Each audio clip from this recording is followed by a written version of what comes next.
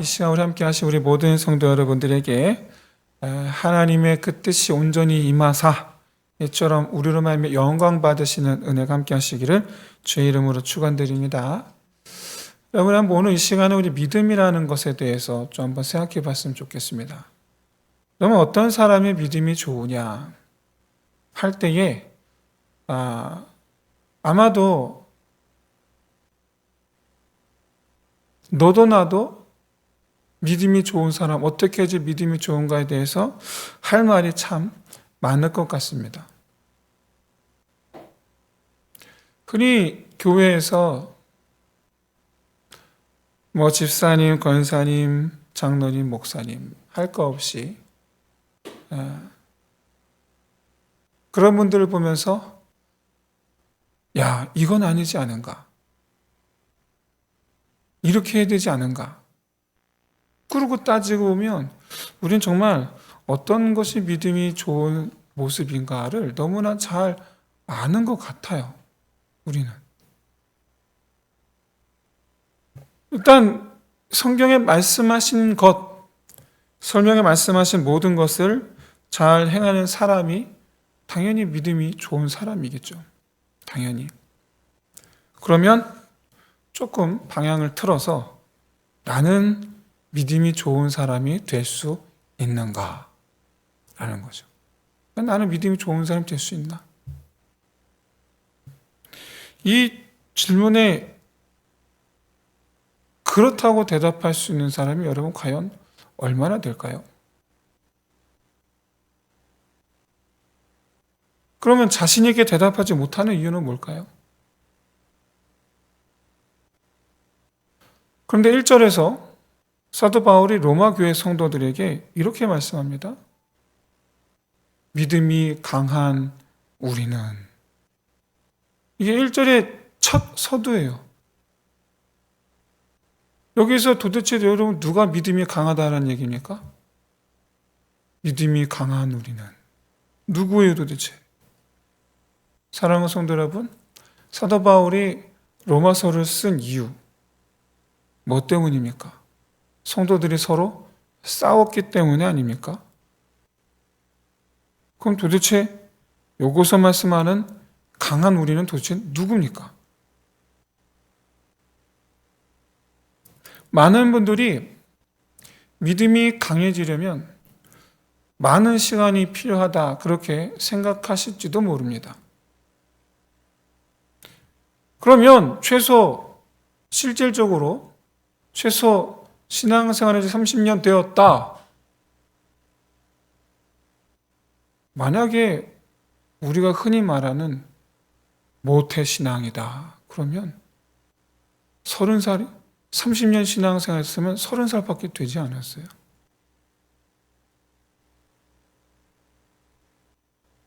저는 이제 중학생 시절에 예수를 믿었습니다. 14살, 우리나라 나이로 14살.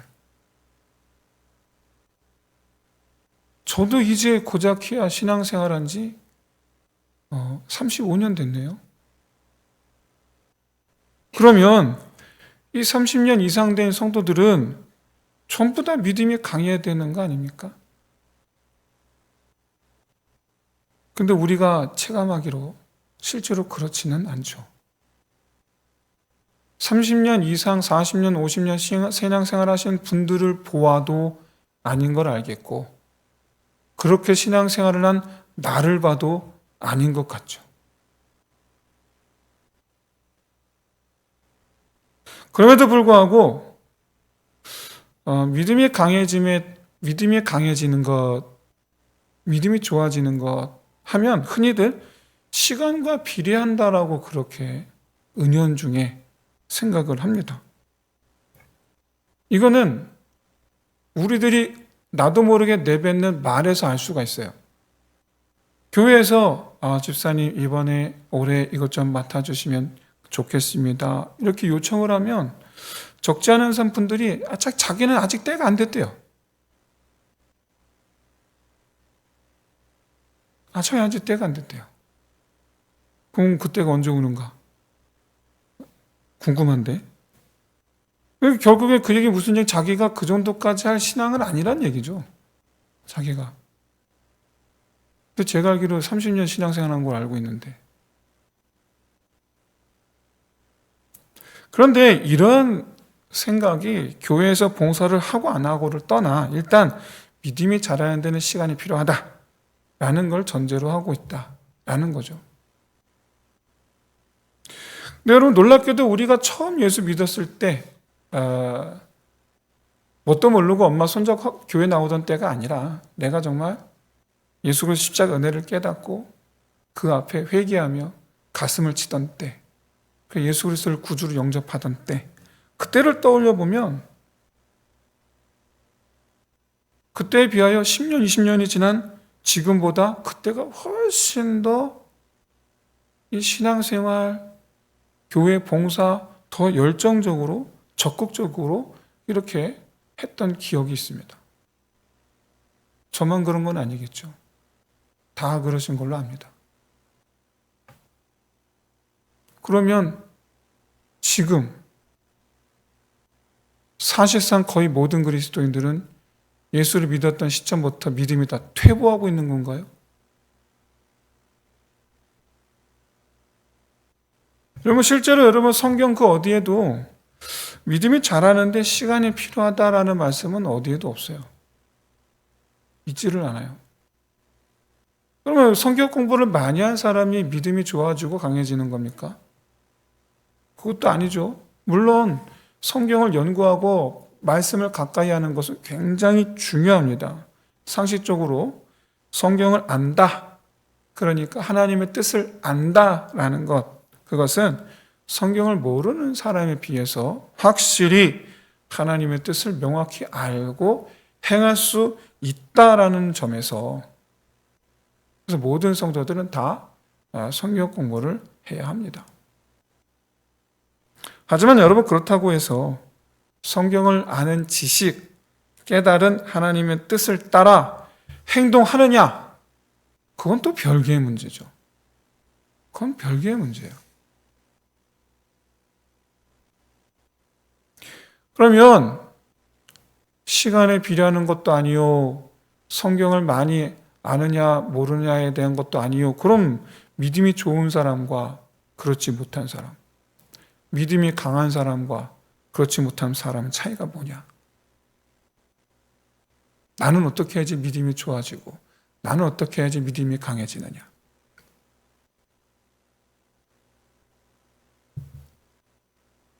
이에 대해서 사도 바울이 오늘 보면 5절에서 아주 명확하게 말씀하고 있어요.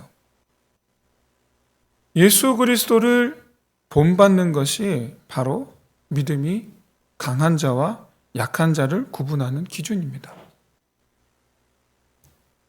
믿은 지 얼마 되지 않았어도 예수 그리스도를 본받아 행하는 사람은 믿음이 강한 사람이고 그렇지 못한 사람은 믿음이 약한 사람이죠. 그러면 믿음이 강하다라는 것은 그러면 여러분 예수님을 따라 하면 되는 겁니까? 여러분 흉내만 잘 내도 사실 엄청 잘하는 겁니다. 흉내만 잘 내도. 원래 우리 그렇게 살지 않았잖아요. 그랬던 우리가 예수님을 따라한다. 그 자체만으로 정말 대단한 진보를 이룬 것이다. 이렇게 칭찬해 드리고 싶습니다. 그런데 거기서 머물지 말고 흉내만 내는 것이 머물지 말고 한 걸음 더 나아가야죠. 왜냐? 믿음이 강하다라는 것은 본질적으로 흔들리지 않는다라는 것을 의미하기 때문에 그렇죠. 흉내만 내봐야 우리의 그 속사람이 이래저래 상처를 받으면 그 흉내냄도 얼마 못 갑니다. 이를 위해서 여러분 3절 말씀을 우리 함께 다 같이 묵상해 보았으면 좋겠습니다. 예수님께서 십자가에 못 박히시기 전에 재판받으시고 채찍질을 맞으시고 십자가를 메고 골고다를 올라가서 끝내 십자가에 못 박히신 그 모든 과정 속의 순간순간들 얼마나 많은 사람들이 예수님을 비난하고 비방했습니까? 얼마나 많은 사람들이 비웃고, 이 모든 과정에서 비웃는 자로, 비방하는 자로, 비난하는 자로 얼굴을 비춘 사람들 중에는 예수님께서 과거 예루살렘에서 많은 기적을 일으키실 때에 그것을 보았던 증인도 있었고, 본인이 은혜를 받은, 직접 은혜를 받은 당사자인 경우도 있었겠죠. 그러나 그 모든 사람들이 예수님을 침뱉고 욕하며 비난하는, 아니 또는 거기까지는 아니더라도 막지 않고 그냥 수수방관하는, 은혜를 입었어도 예수님이 일으키신 모든 기적의 본 목격자 증인이었어도 예수님을 비방하는 자들의 편에 서 있는 사람들, 그게 예수님 십자가 사건의 얼굴 내민 모든 사람들이거든요. 근데 여기서 중요한 점은 이 모든 비방과 비난과 비웃음, 특히 지금 예수님이 억울한 일을 당하고 계시는 거 아닙니까? 억울한 일을 당하고 계심에도 불구하고 그 어떤 이들에게도 섭섭함, 야속함, 배신감, 미움과 저주의 마음을 안 품으셨다라는 거죠. 그저 불쌍히 여기기만 하셨죠. 그죠? 우리가 본받아야 될 마음이 바로 이 마음이죠. 예수의 마음. 여러분, 잊지 마십시오. 사랑할 만한 사람은 누구나 사랑합니다. 근데 사랑할 만한 건덕지가 하나도 없는 사람을 사랑해야 되는 게 우리가 품어야 될 사랑인 줄로 믿습니다. 행동 똑바로 하는 주일학교 어린이들에 대해서 사랑스러운 마음이 드는 건 당연한 겁니다. 근데 시끄럽게 장난치고 말 안 듣고, 그런 이들을 향하여 우리의 바라보는 눈빛이 왜 저래? 눈빛이어야 되겠습니까? 아니면 마치 할아버지가 손주 바라보듯 하는 그런 눈빛이어야 되겠습니까?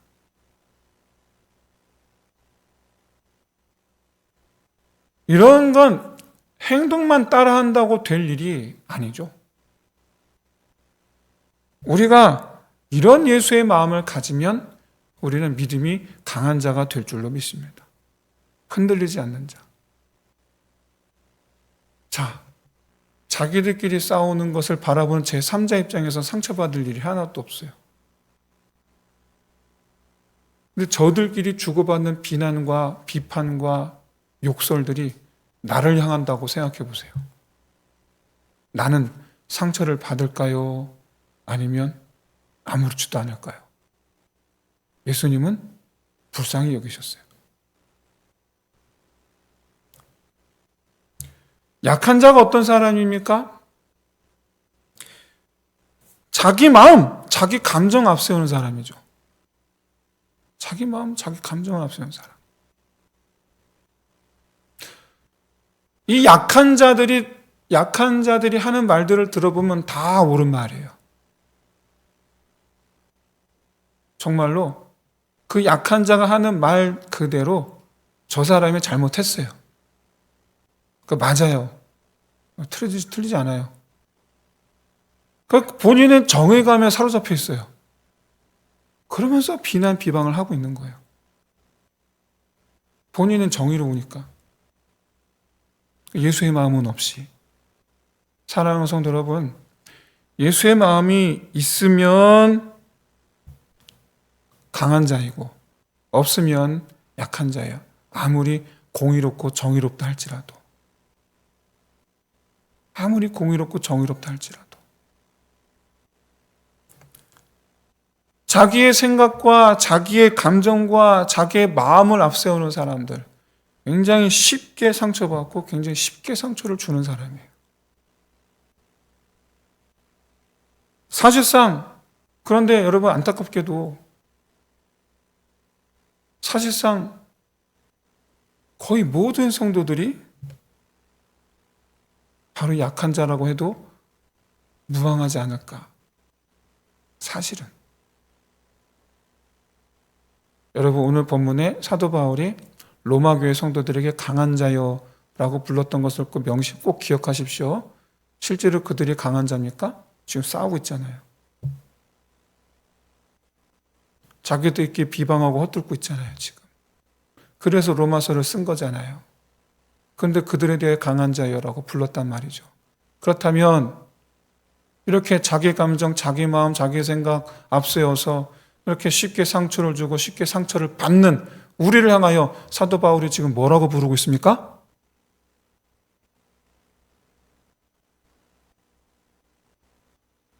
그렇죠. 기다렸어요.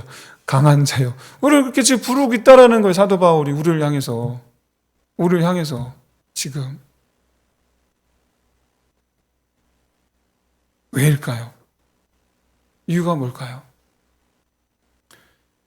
여러분, 이 사실 여부를 떠나서 강한지 안 강한지 사실 여부를 떠나서 지금 서로 다투고 있는 걸 보고 믿음이 강한 자요 라고 부른다는 그 자체가 바울 본인이 믿음이 강한 사람이라서 그래요. 바울 본인이. 바울은 지금 로마 교회 성도들을 긍휼하게 바라보고 있는 거예요. 지금. 너희들 왜 싸워? 그러지 마. 네가 잘못했잖아. 그들의 그 잘잘못을 찌르는 자로서의 바울이 아니고 예수님처럼 지금 본인이 예수의 모범을 지금 로마교회 성도들에게 지금 보이고 있는 거예요. 지금. 바울이 로마교회 성도들의 현재 영적 상태를 평가한 그런 표현이 아니고 강한 자라고 부르는 것은 그들로 하여금 나아가야 할 방향을 지금 안내하고 있는 거예요. 너희는 강한 자가 될지어다. 그런 거겠죠. 그러니까 이들이 로마교회 성도들 서로 싸우고 앉아있는 로마교회 성도들이 나아가야 할 방향, 그곳은 어디입니까? 아니, 장소라기보다는 표대, 어디입니까? 예수 그리스도인 줄로 믿습니다. 2절에서 선을 이루고 덕을 세우라 말씀하셨는데 이 선이라는 것, 덕이라는 것 모두 다 그리스도의 선하심과 그리스도의 덕을 가리키죠. 그리스도의 선하심. 그리스도께서 주님께서 우리에게 행하신 그 모든 선하심을 기억하라는 거예요. 주님께서 우리에게 행하신 그 모든 덕을 기억하라는 거예요. 그리스도를 따라하라는 거예요. 뭘 따라해야 되겠습니까? 나를 비방하는 사람을 구원에 이르게 하는 일을 따라야 될 줄로 믿습니다. 나를 비방하는 사람에게 끝까지 선한 태도로 대하는 것이 선을 이루는 것이고 나를 비방하는 사람으로 하여금 예수 그리스도의 사랑을 알게 하는 일이 그리스도의 덕을 세우는 일이죠. 그를 향한 내 태도가 선하게 또 그로 말미암아 예수의 사랑을 알게 하는 것 그것이 덕을 세우는 일. 이런 행동은요 당연히 자기를 기쁘게 하는 행동이 아닙니다. 내가 기쁠 일이 뭐가 있겠어요? 만일 억지로 흉내만 겉으로만 그렇게 예수님 따라하려고 한다면 겉으로는 억지로 하겠지만 우리 속은 어떻습니까? 억울하고 화가 나고 바로 여전히 약자에 머물러 있는 거예요. 여전히. 우리가 따라해야 할 장면은 어떤 장면이냐면 십자가에서 자기를 비난하는 이들을 바라보며 하나님 아버지에게 저들의 죄를 사하여 주시옵소서. 아버지에게 저들의 죄를 사하여 주시기를 청하는 장면이에요. 그러니까 지금 주님은 자기를 비난하는 이들을 심판하실 심판주이신 아버지 앞에 변호해 주신 거예요. 이게 중보자입니다. 중보자라는 뜻은 이 뜻이에요. 중보자라는 뜻은 누구의 죄를 하나님을 향하여 변호해 주다. 이게 중보자예요. 우리가 진정 따라야 할 모습이 바로 나를 비방하는 사람들을 하나님께 대하여 대신 변호해 주는 사람. 그런데 사도 바울은 오늘 본문 6절에서 그런 모습이 아버지께 영광을 돌리는 것이다 라고 말씀하고 있어요. 그게 왜냐? 그 이유를 7절에서 이렇게 밝히고 있어요. 그리스도께서 우리를 받아 하나님께 영광을 돌리심과 같이 너희도 서로 받으라. 그리스도께서 받으셨다는 우리라고 표현된 이들이 누굽니까? 사도 바울 본인을 포함해서 지금 로마교회 성도들을 가리키는 거죠. 그런데 그리스도께서 이들을 받으실 때에 이들의 모습은 무엇이었습니까? 사도 바울은 살인자였어요. 그때는.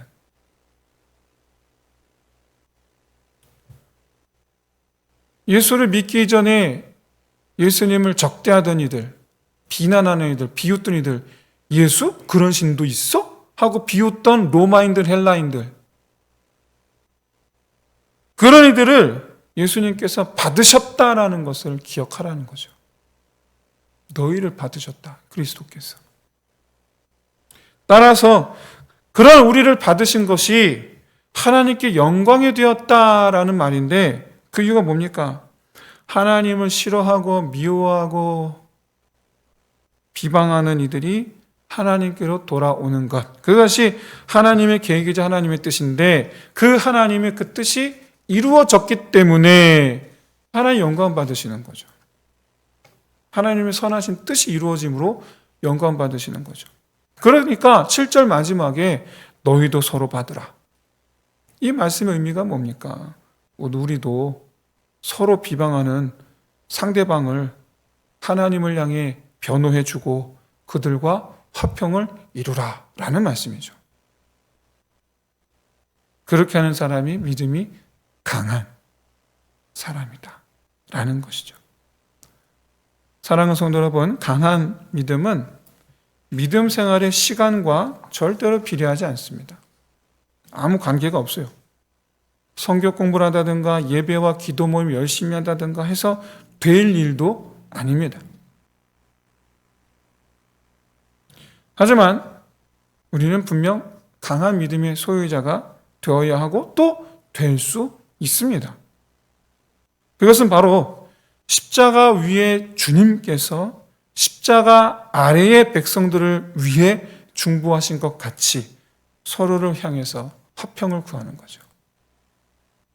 그래서 사도 바울은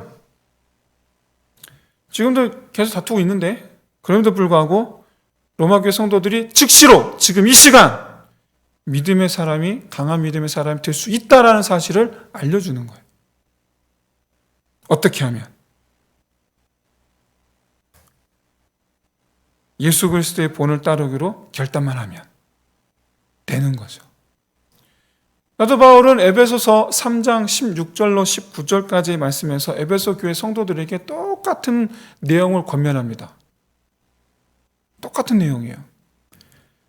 그의 영광의 풍성함을 따라 그의 성령으로 말미암아 너희 속사람을 능력으로 강건하게 하시오며 이 속사람이 흔들리지 않는 사람이 되게 하시게 성령 하나님께서 되게 하신다라는 거예요.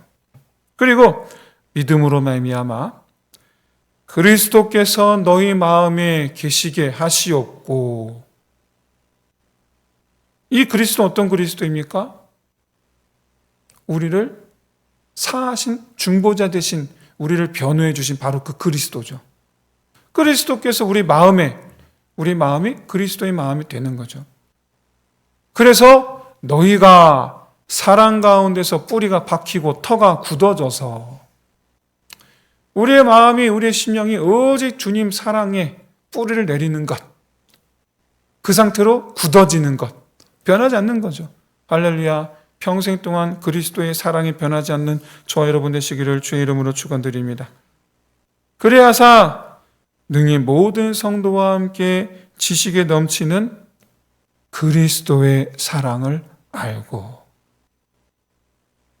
19절에 그리스도의 사랑의 그 너비와 길이와 높이와 길이가 어떠함을 깨달아 그 사랑이 너희에게 충만하게 하시기를 구하노라.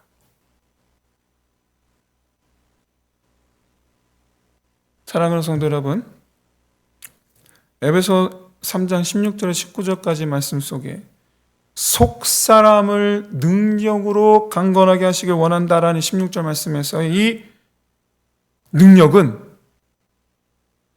17절 이하 말씀하는 그리스도의 사랑이죠. 우리가 소망해야 될 능력은 뭐 병든 사람 고치고 뭐 영적 예언을 하고 뭐 그런 게 아니고 그리스도의 사랑이어야 될 줄로 믿습니다.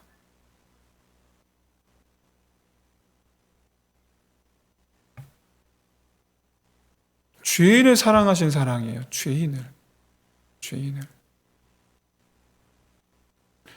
저는 어릴 때 고등부에서 신앙생활할 때 고등학생 신앙생활할 때 친구, 형, 동생들이 다 함께 믿음생활 착실하게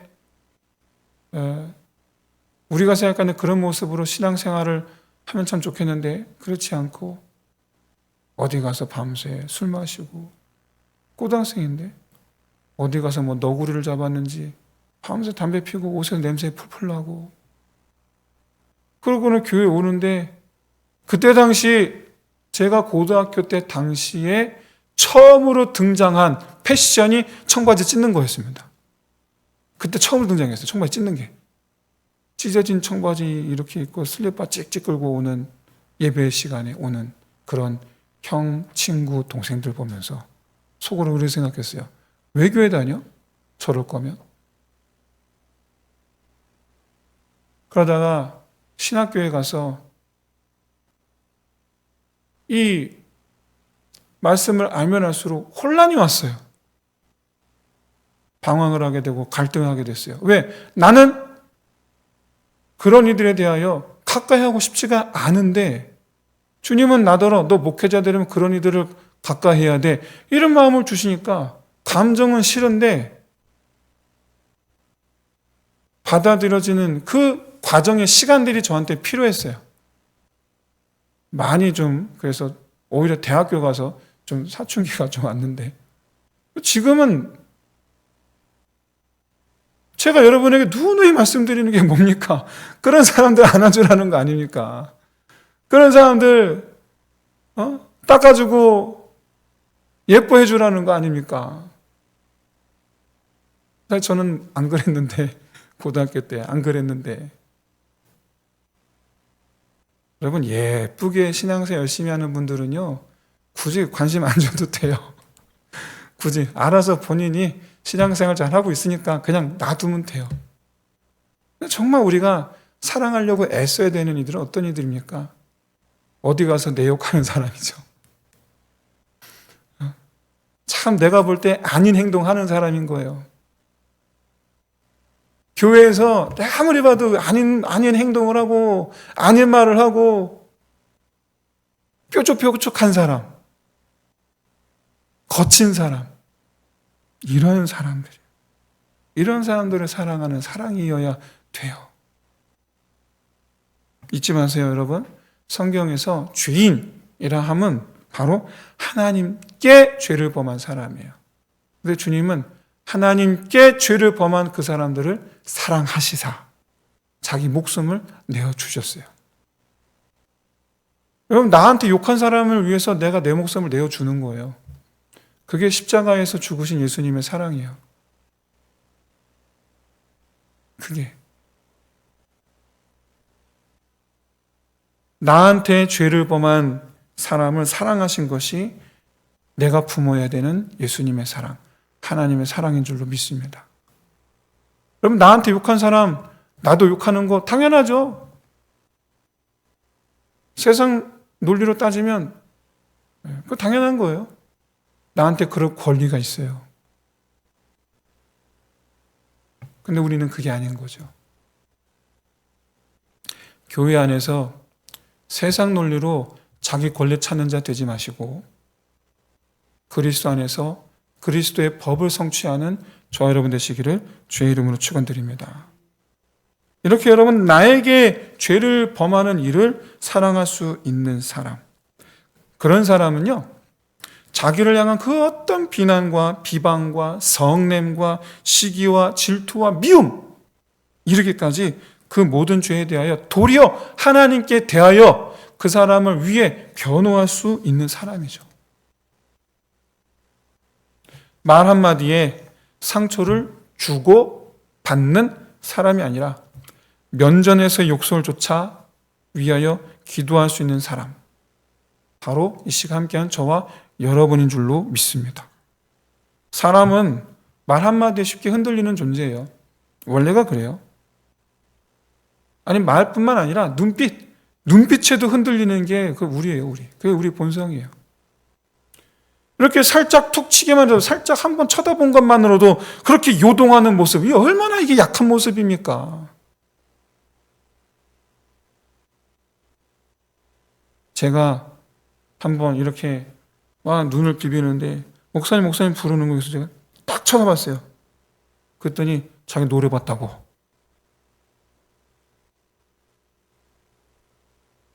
여러분 이렇게 눈빛 그 눈빛에도 이 막 요동치는 정말 그야말로 정말 사정없이 요동치는 내 마음이 강한 마음입니까? 약한 마음입니까?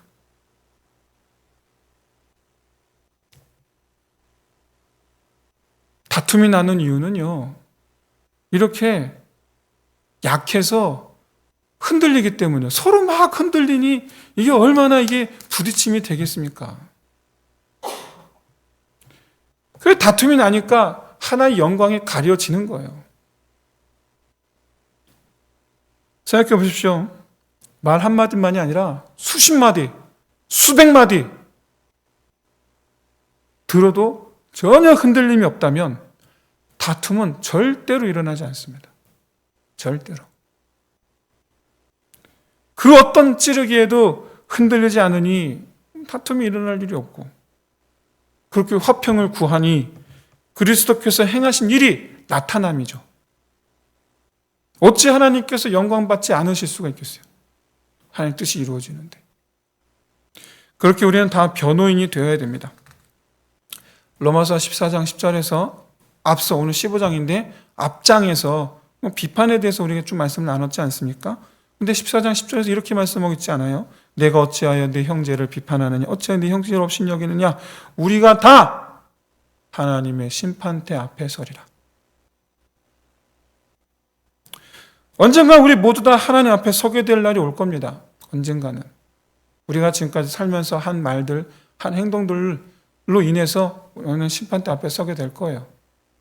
그때 주님께서, 우리 하나님께서 아마도 이렇게 묻지 않으실까요? 너는 내 아들이 너에게 한 것처럼 너에게 비난, 비판하는 자들을 그렇게 변호해 줄 마음이 들지 않았더냐? 우리 뭐라고 말을 할 수 있겠어요? 뭐라고? 우리가 강한 믿음의 사람이 되어야 되는 가장 이유가 바로 뭐냐면, 사랑하는 성도 여러분, 내 영혼을 위해서인 줄로 믿으시기를 주의 이름으로 축원드립니다. 결국엔 내 영혼을 위해서예요. 결국엔. 사랑하는 성도 여러분, 강한 믿음이 되는 것, 다시 말해서 그 어떤 사람들의 말과 행동에도 상처를 받지 않고 도리어 사랑으로 감싸주며 위하여 기도하는 사람은 첫째, 하나님께 영광을 돌리는 사람이요, 둘째, 자기 영혼과 그 믿음이 약한 형제 영혼을 구원하는 사람인 줄로 믿습니다. 바라기는 그리스도께서 우리를 받으심 같이 우리도 서로 받음으로 우리 안에 계신 예수 그리스도의 행하신 일을 나타내는 저와 여러분 되시기를 주의 이름으로 축원드립니다. 혹시 지금 그렇게 하고 계십니까? 혹시 마음을 강하게 하시고 흔들림 없이 그렇게 우리 믿음이 약한 형제들을 이렇게 사랑으로 덮어주고 그렇게 하고 계십니까? 그러면 여러분, 우리는 이미 주님 수준의 믿음 생활을 하고 있는 줄로 믿습니다. 이미. 근데 우리 평생에 이와 같이 주님 수준에 머물러 있기를 주의 이름으로 축원드립니다. 우리 함께 시간 기도합시다.